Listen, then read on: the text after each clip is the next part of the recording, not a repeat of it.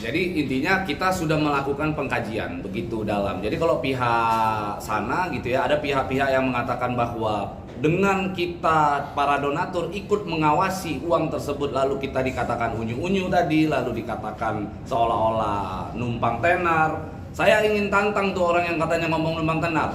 Saya yakin dia jalan sama saya, orang masih lebih kenal saya daripada dia. Jadi jangan pernah bicara dia seolah-olah kami ini numpang tenar. Itu yang pertama. Yang kedua, saya ingin jelaskan.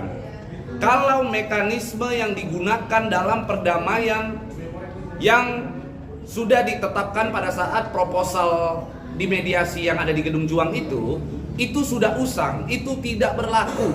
Karena konsepnya begini, pada saat mediasi di Gedung Juang ditawarkan proposal dan proposal tersebut tidak berbatas waktu. Artinya proposal tersebut hanya berlaku di tempat itu. Dan pada saat mediasi itu sudah terjadi deadlock.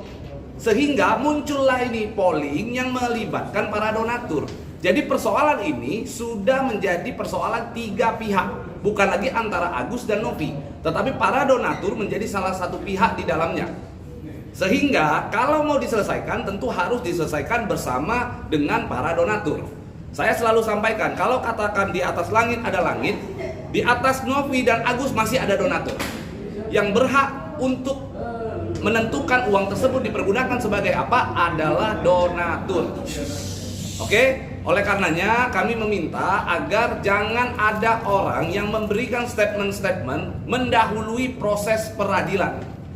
Seolah-olah bahwa dia adalah yang paling benar, yang lain semuanya salah. Jangan ada sikap-sikap seperti itu. Karena tadi kami melihat proses daripada mediasi terlihat arogansi dari sejumlah pihak yang menunjukkan bahwa dia begitu gagah, menunjuk-nunjuk. Kalau saya yang ada di sana, saya pastikan saya minta ruangan itu ditutup. Sisakan saya dengan orang tersebut, orang yang nunjuk-nunjuk tadi itu. Jadi saya ingin sampaikan kepada teman-teman, proses hukum akan segera berjalan. Tidak ada mediasi tanpa melalui proses peradilan. Itu kurang lebih.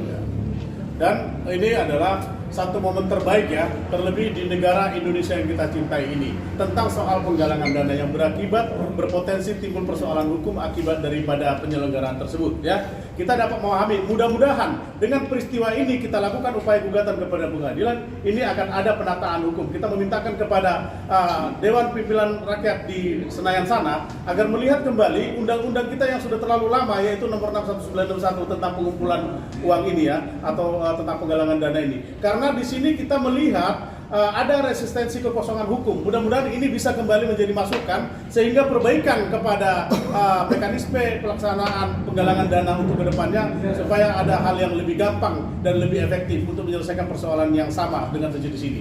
Begitu sih. Terima kasih. Ada pertanyaan?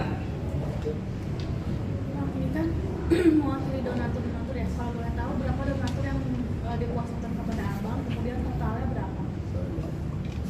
Oke, terkait itu kuasa yang secara langsung dari donatur yang ditandatangan basah di atas materai, para koordinator ini itu ada kurang lebih 10 orang koordinator.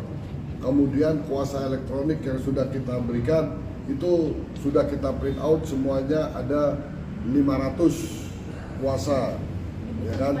Nah, menurut kami itu udah cukup mewakili dari 8.000, karena jujur aja untuk bisa mencapai 8.000 itu terlalu terlalu membuat kita tuh kesibukan gitu loh, kerepotan. Jadi saya pikir cukup dengan 500 yang elektronik dan 10 yang tanda tangan basah langsung. Nah itu udah cukup untuk mengajukan gugatan. Tinggal terhadap kuasa kita masih berkoordinasi, memberikan kesempatan bagi teman-teman yang masih mau bergabung untuk juga terlibat tanda tangan nanti di dalam kuasa yang ada. Oke, uang jadi donasinya berapa Bang? Total uang total dari 500 yang tanda tangan itu dianggap? Ya, Oh ya, begini. itu untuk 1,5 miliar, tetap gugatan kita di angka 1,5. Ya, jadi begini, terkait dengan 500 kuasa yang sudah diberikan secara elektronik itu juga akan menjadi representasi dari 8.000 orang. Kenapa akan menjadi representasi? Karena jenis gugatan yang akan kita lakukan adalah terkait dengan perbuatan melawan hukum, menggalang dana atau mengumpulkan uang tanpa izin.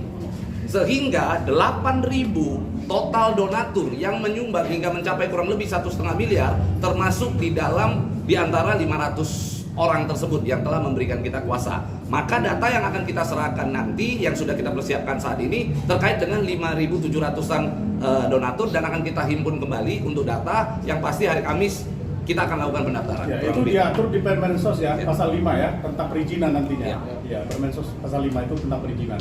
Bang Pablo, berarti tidak hanya Novi dan Agus bahwa juga akan dilaporkan juga semuanya berarti yang terkait donasi ini. Ya, jadi kita terkait dengan gugatan tersebut, kita tentunya akan menggugat yang utama adalah orang yang menyelenggarakan dan menampung uang tersebut gitu. Karena terkait dengan penyelenggara. Artinya siapa yang menyelenggarakan pasti terkait dengan Densu. Yang kedua juga pasti terkait dengan Agus yang pada saat itu menerima atau menampung uangnya menggunakan rekeningnya, begitu. Jadi intinya akan ada beberapa pihak yang nantinya akan kita gugat, termasuk juga Kemensos akan menjadi salah satu turut tergugat. Hal ini untuk kita menyampaikan atau memperjuangkan aspirasi dari para donatur. Jadi ini juga sekaligus menguji ya tentang adanya kekosongan hukum itu. Karena sebenarnya hubungan hukum itu adalah donatur dengan penyelenggara penggalangan dana. Dan begitu juga secara paralel, sebenarnya penyelenggara penggalangan dana ini memiliki hubungan hukum dengan penerima donasi, yaitu Agus. Namun kalau secara langsung di dalam gugatan ini, kita sebagai donatur adalah berhubungan secara langsung, yaitu dengan penyelenggara, begitu. Jadi singkat aja, jadi berapa orang yang akan digugat dalam daftar ini? Oh, nanti akan kita sampaikan secara terbuka nanti pada saat di pendaftaran sidang berikutnya. Bang, berarti upaya mediasi sudah nggak ada lagi dalam sejauh ini? Nggak ada, jadi mediasi itu sudah deadlock. Terjadi pada saat mediasi yang ada di Gedung Juang itu sudah deadlock. Ada dua opsi yang ditawarkan Brian pada saat itu pada saat itu dia masih kuasa hukumnya Novi. Dia tawarkan dua opsi. Yang pertama adalah uang tetap di yayasan lalu digunakan sebagai pengobatan Agus. Lalu yang kedua adalah uang di pihak ketiga untuk pengobatan Agus juga. Itu dua hanya berlaku pada saat mediasi itu. Mediasi yang ada di Gedung Juang. Nah, lewat dari itu sudah tidak berlaku. Itu sudah tidak bisa dipakai. Itu usang. Kalau kita kembali lagi ke sana, maka progres daripada penyelesaian persoalan ini justru mengalami kemunduran. Sementara kalau kita mau selesai, kita mau melakukan penyelesaian, kita harus menggunakan metode atau mekanisme yang relevan digunakan untuk saat ini. Kenapa? Karena saat ini donatur sudah ikut berperan di dalam konflik tersebut. Kalau kemarin pada saat di mediasi yang ada di Gedung Juang, itu belum ada donatur mengisi polling. Nah, sekarang donatur semua sudah ikut berperan dan sudah memberikan suaranya, memberikan aspirasinya, bahkan sudah memberikan kuasa, sudah menunjuk kuasa hukum untuk melakukan upaya-upaya hukum. Sehingga tidak bisa dikesampingkan atau diabaikan. Itu dia kurang lebih. Berarti polling yang kemarin gugur ya, kan ada tiga pilihan. Yang pertama diberikan kepada Agus, kemudian dikembalikan kepada donatur, dan ketiga diberikan kepada yang Bukan gugur, justru itu yang dipakai. Justru polling itu yang akan kita perjuangkan. Oh, berarti gugatan itu untuk Ya. memilih tiga itu. Betul, jadi gugatan itu untuk menetapkan supaya tiga hal ini, yang pertama ada diserahkan kepada Agus, yang kedua diberikan kepada pihak lain yang membutuhkan, yang ketiga adalah dikembalikan kepada donatur. Tiga-tiganya ini dapat dilaksanakan, dieksekusi melalui putusan pengadilan yang memiliki kekuatan hukum tetap. Muaranya di situ ya, Bang. Ya.